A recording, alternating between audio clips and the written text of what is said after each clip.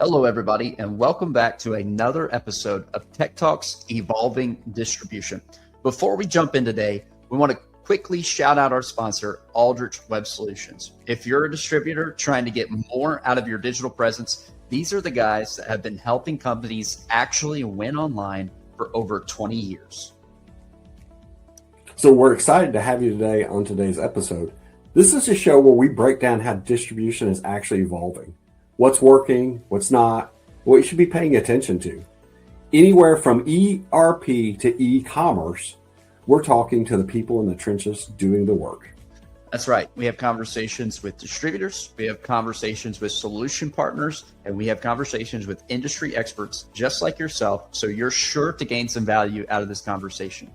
So without further ado, let the Tech Talk begin. Hello, ladies and gentlemen. Welcome into another episode of Tech Talks Evolving Distribution. Hope that you're having a wonderful day. Corey Hayes alongside Bill Rosado today. Bill, how are you doing today? I mean, it is a beautiful, sunny, 87-degree day. I don't think there's anything to complain about. No, not too much to complain about. It's finally warming up. And I tell people all the time, any day in the Midwest without a tornado is a good day. So today's a good day. I think I may have said that on the podcast before, but it's worth repeating. And we also have alongside of us the one and only Michael Benedick. Michael, how are you doing today, sir? Very good. Thank you. Thanks for having me. Where are you coming? Yeah, awesome. Glad to have you here. Where are you coming from? Toronto, Ontario, Canada. Okay. Is it hot up there yet or still? Yeah, it's hot. It actually is hot up here. It's actually been quite warm. Today is sort of overcast, but this is great golfing weather for us for now. Sure. Hey, so 2 years ago, Michael and I met a little over 2 years ago in Chicago. And what we found out is the same barber that I meet also works in Canada. Okay. Exactly. Yeah. He actually works halfway in between. Yeah. So. Yeah. Just commutes back and forth. He commutes back and forth. Well, right. Hopefully I never have to call your guys' barber. Yeah. Oh, well, it's nice to meet you. Really glad to have you on today. Excited to get into the conversation, learn a little bit just about your perspective. But before we do that, why don't you take a minute, introduce yourself to the listener, talk about Benedick Consulting and just really your story. What's got you to where you are today? Yeah, thank you very much. Yeah, so again, my name is Michael Benedick. Benedick Consulting was started, I don't know, about a year and a half ago. Prior to that, I was in the ERP space, selling ERP software to small to medium-sized wholesale distributors in North America. So over that time, I would, sell to any company, selling literally anything from widgets to food to pharmaceuticals, you name it. The solution that I was selling, was generic enough to be used by all those organizations. Most recently, Benedick Consulting was started just because I'm no longer working, full-time with a company any longer. And I still believe that I have a lot of experience to give to small to medium-sized distributors on their needs for understanding what wholesale distribution software is all about. Yeah. I feel like we have some conversations every once in a while where we have somebody reach out looking for a website. And to any of our listeners who don't know, Bill and I work at Aldrich Web Solutions. It's an e-commerce platform. We have people reach out and say, hey, I want a website. And we ask, okay, well, what ERP are you part of? And they're like, what is an ERP? So to those small. So what would happen oftentimes is, I got into the business basically because, somebody would say, I think we need new software. And it was like, well, why do you need new software? And they really didn't know why. And I would work with them to understand what their real needs were, to make sure that they got the right solution for themselves. Yeah. And I think our typical listener probably understands that at least to this point what ERP is, but why don't we just take a step back? And again, before we get into the conversation, Explain to us what ERPs do for distributors, how they're leveraging data that exists in that data bank, and how an ERP can really change the way that they do business. Yeah, a good question. ERP in general is the solution or the technology that allows an organization to manage their data, manage their information all in one place. And the important thing about that is that it doesn't matter if you're in the accounting side or if you're in the inventory side or in the purchasing side, all that data is central so that the users of the software or of the solution get the same data all the time from, because as the data or as something happens in the software, it updates the data to make sure that it is usable by anybody that's actually in the software. Yeah, perfect.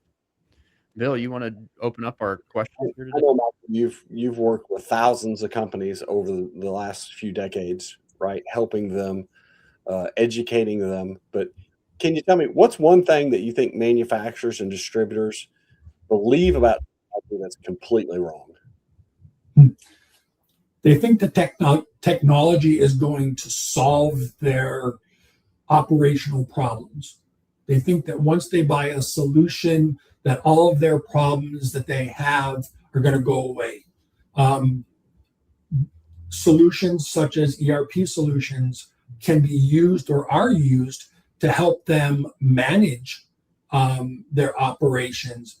But if there's problems in the beginning, those have to be dealt with outside of an ERP solution. So, always making sure that before they go into an ERP solution, that they will be understanding what their actual needs are.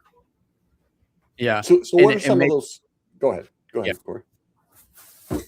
I think we were going to ask the same question. What are some of those problems that you have seen over the years, and what exactly could you point to maybe an example or two without necessarily getting into Sure. any specifics of, Yeah. hey, this is a common problem I've seen in small distribution companies?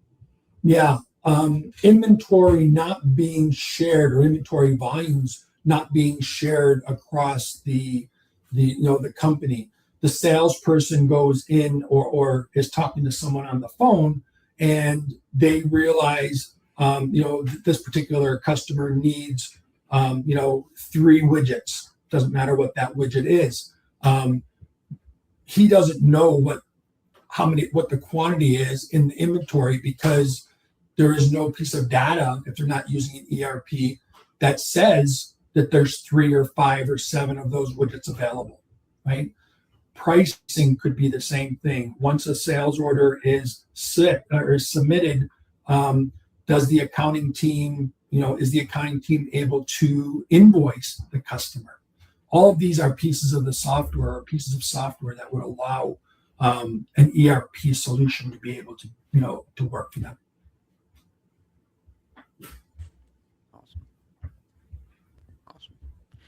All right. And then, so what, in your opinion, separates companies from those that succeed with technology to those that struggle?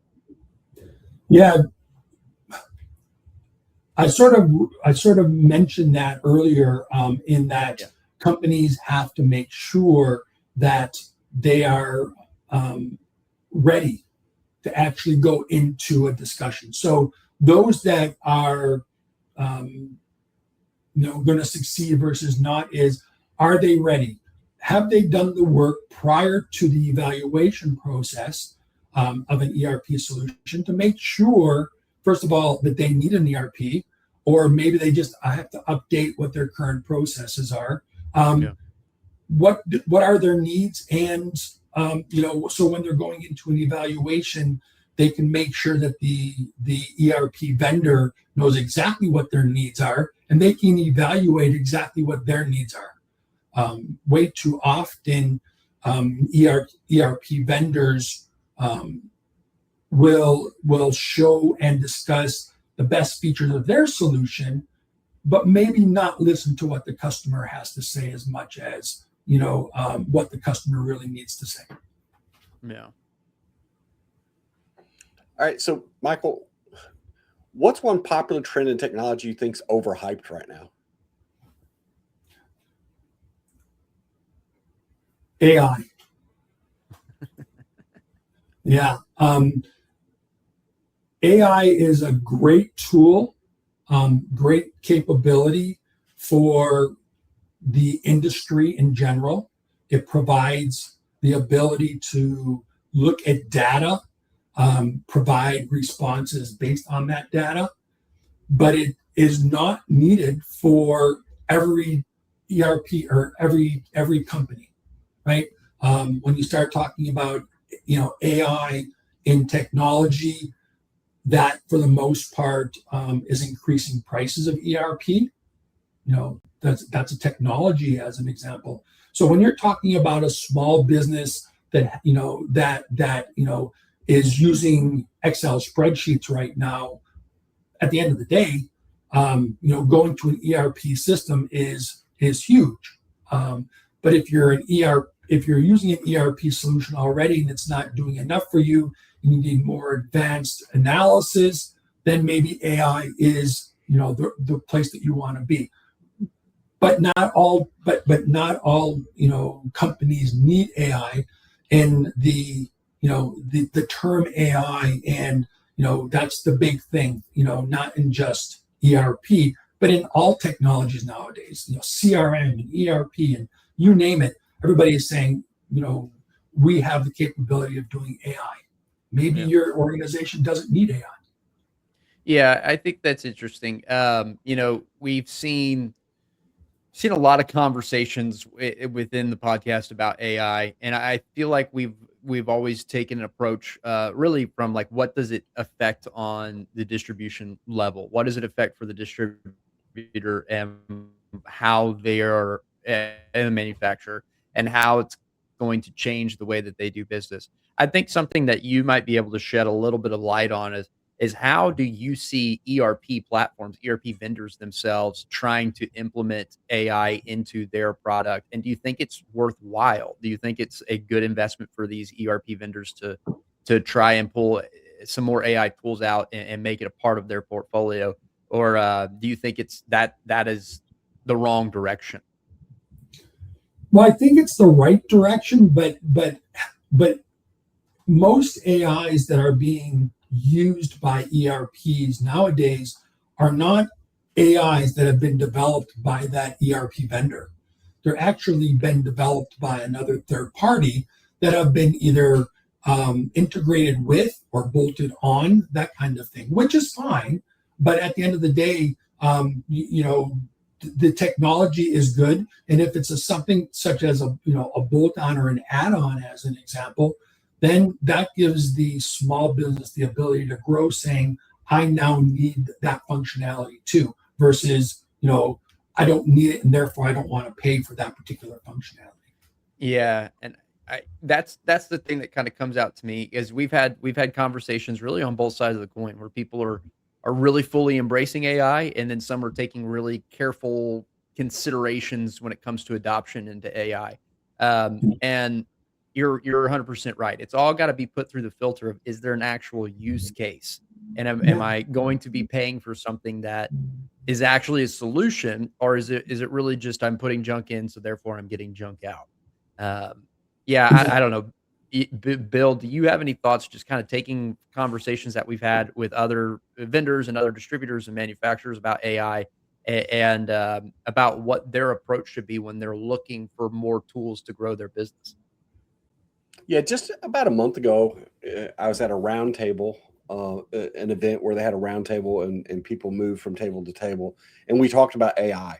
And what I found is a lot of distributors are confused, right? Yes. And they really need somebody to help them understand what tools are available. They need the resources to help them decide what fits for them, right? Because that is the big challenge. There is a lot of tools, there's a lot of capability, and it's very, very powerful. And it can really create synergies, right? And it could really take away and allow people to accomplish more. But there's some guidance that's been needed in this community, right? As far as what makes sense. So what is the problem, right, that we're trying to solve, And then, so what's the right AI tool that we could go ahead and add to help us to accomplish what we're trying to accomplish? Yeah, it could be as basic as, when should we be buying this next, when should we be buying this particular product the next time, right? And having AI look and saying, well, based on this and that and that and that, I suggest that you buy now, and allowing AI to do some of that kind of stuff, versus very specific and other functionalities that some of these platforms, are, allowing AI to do menial tasks for them now. Yeah. And I would bring it back to what you said at the beginning, Michael, when you said, a lot of companies fall victim to believing that purchase technology is going to solve all their problems. We shouldn't take that approach with AI either. Just because you implement AI into your tech stack, doesn't necessarily mean that it's going to cover a multitude of issues that you currently have. There are a lot of different approaches to take, and I think something that I have noticed, even in my short time of being really a seller within the ERP space, is that for most companies, there seems to be growth patterns and growth trends that are followed and closely connected to educational seasons. And what I mean by that, and ERP, I think, is a perfect example. When you talk to a small distributor that's still using like a QuickBooks or something like that, that hasn't really developed an ERP, they come to you saying, hey, I need to grow. How do I grow? And then they follow that education path to land, okay, this is where I need to be with my ERP.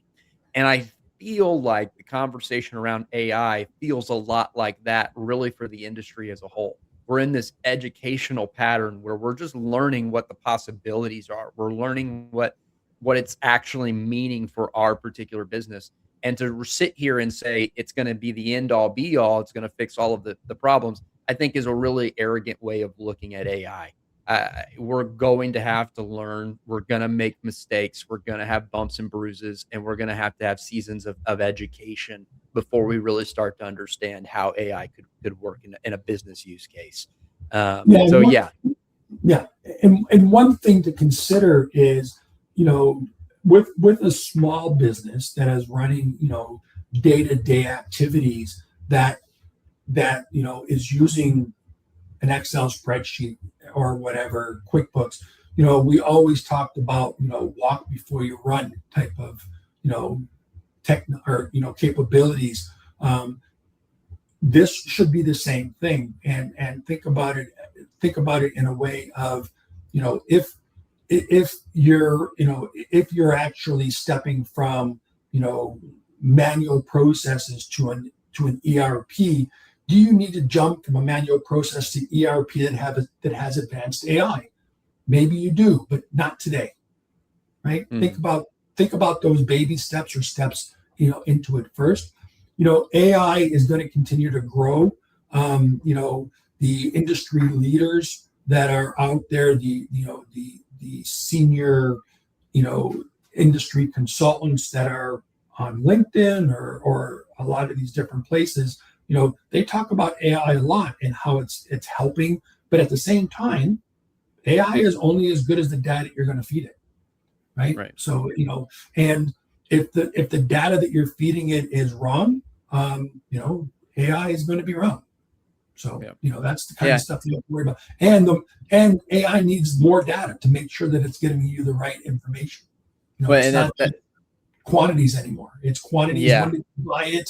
What was it like outside? Was it snowing that particular day? Type of thing. That's the kind of technology that might be needed then. Yeah, and I think as quantity continues to grow, it's really going to follow two trends. I think there are some people in the camp believe that quantity is going to help produce quality, so that the more quantity, the more data we throw into AI, the more likely it is to correct us if we have wrong data.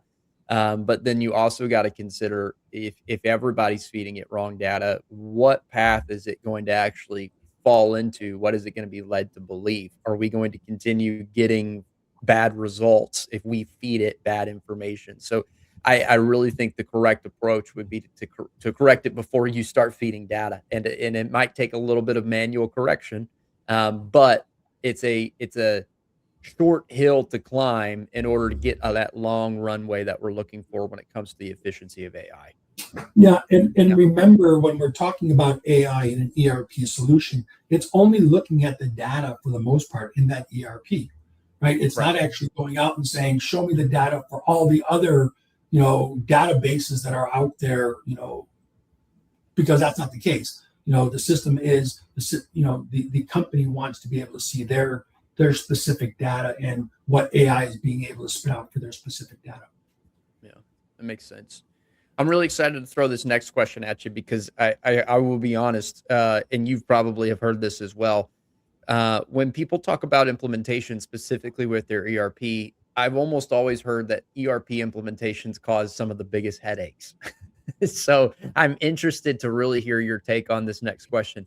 What does the average company underestimate when they begin implementing new technology? And I'll make it a little bit more specific to you when they begin implementing new ERPs.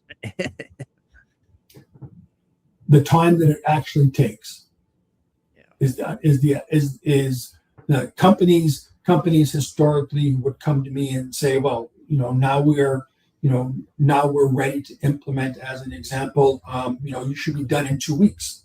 Well, that's not the case. But yeah, the time that it takes, doing it right is there's time that should be done. They're taken prior to the evaluation of a solution. The time should be taken and scheduled, by the way, for the process of evaluations. And then, don't skimp, because, small businesses, of course, they don't have deep pockets for the most part, but don't skimp on implementation or training just because we want to cut time. Well, at the end of the day, that could actually come back and bite you in the butt, because, all of a sudden you're calling that vendor saying, how do I do this? Or I can't remember how to do that. Or I had to step out, when you were actually talking or training that. Basically be committed. And it's not just the team that is evaluating that has to be committed. The stakeholders have to be committed. The departments and the department heads, they have to be committed. So when you're doing this process as a team, make sure that you're, first of all, ready to jump into something like this. And secondly, realize that it is not going to be, a process of a week to go, to get an implementation of an ERP. It takes time, and that cannot be shortened just because you think that what ERP is going to be able to do for you. So, time, they underestimate time. If you could give somebody to where they better understand the time, what advice would you give somebody? What have you seen as successful as far as someone understanding the time to implement a new ERP? Yeah, good question. The spend time until in the beginning. Let's break it up. Let's break it into 3 sections really quickly here. The first section, or the first period, is the time to determine why you need new software. Is everybody on board? Do you know what your processes are? Do you realize and determine that you need new software? Depending on the complexity of your business, that could be, a week, that could be months, depending on the complexity of your business. The evaluation process, once you do that the right way, the evaluation process then allows you to say, we have documented information such as what our processes are, our workflows are. We have documented, or we sort of understand who we're interested in a vendor already, and then have dedicated, demos and processes and discussions with those vendors. That you can actually control a little bit better, because then it's up to you to decide. One of the things that I totally recommend is don't evaluate 7 distributors or 7 vendors, right? If you find a vendor or 2 or 3 that you really like, I've seen it way too often where companies say, yeah, we really like company A or vendor A, but we just want to make sure. So we're going to actually look at company B and C and D too, just to make sure. Then we get into what we call analysis paralysis, where all of a sudden the customer is looking at so much information, they really don't know what they want or what the best solution is for them, right from the beginning, right? So think about that, document everything so you can have it. And then the last piece is all about the vendor, making sure that, if the vendor knows what your needs are, they know for the most part how long it's going to take to implement the software. Now, you have the ability to massage that or help them with that. But at the end of the day, they know that it's going to take X amount of days for this training or weeks for this training, and data migration is going to be that long. They know that. But think about it as, with small businesses, as an example, or SMBs, a lot of times the customer or the SMB, they're the team that are doing the implementation or that are part of the team for the implementation, they're running the business also. So they are not 24/7 in the implementation. They are doing it when they have the ability and the time to do it. All right, so here's a really tough question for you, Michael. I'm going to ask you, what is the thing you would put on the front of your T-shirt for your company? I know on the back it's going to be a picture of your face and phone number. What is the one tip that you would give everybody, right, that you put on the front of that T-shirt? If you could give one industry leader one piece of advice,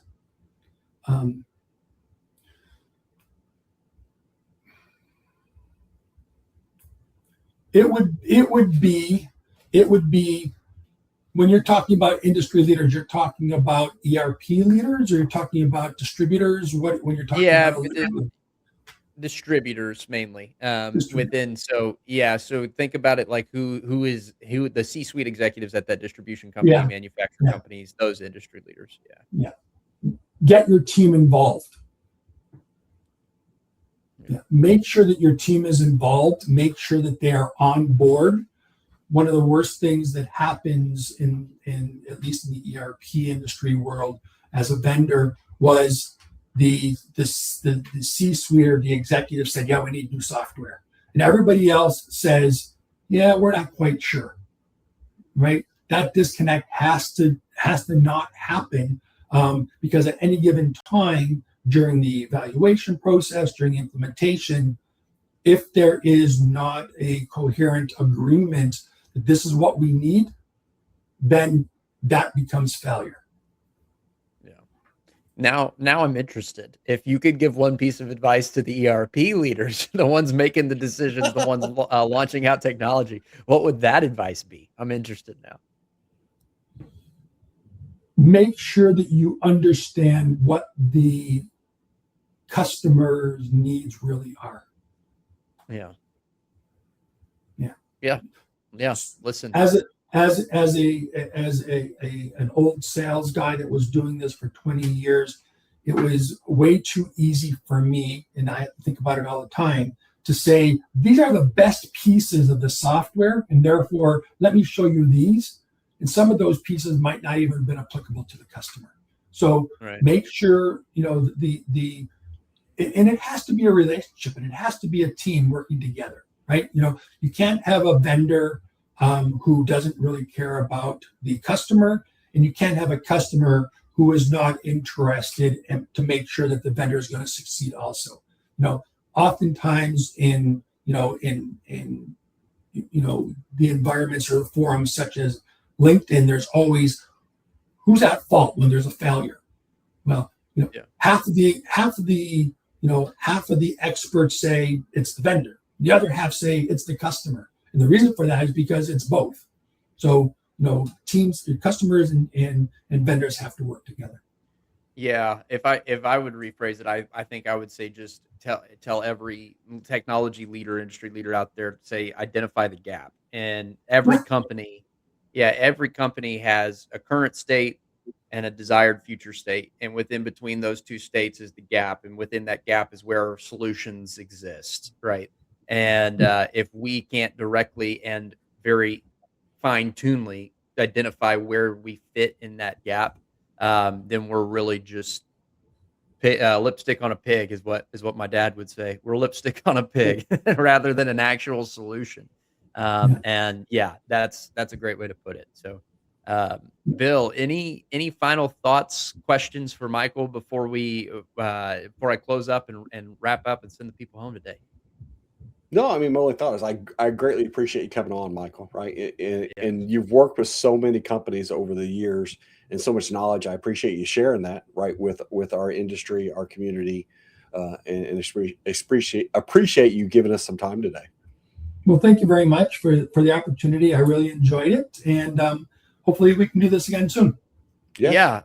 Last thing I'd ask is if we are looking for ways to connect with Benedick Consulting. Now I'm going to set you up here because you told us some exciting news before we jumped on and recorded. How can I find more about Benedick Consulting and get in touch with you? I did tell you guys news. Like I was saying earlier, Benedick Consulting, I've been on my own now just for a few months, and it just so happens that earlier this week my website released. So Awesome. Anybody that's interested in learning more about me or wanting to connect with me, please go to www.erpadvisor.ca. All right. Awesome. Well, yes, let me echo what Bill said. I really appreciate your time and your expertise joining the conversation today. We really appreciate it, and I think our listeners will get a lot out of it.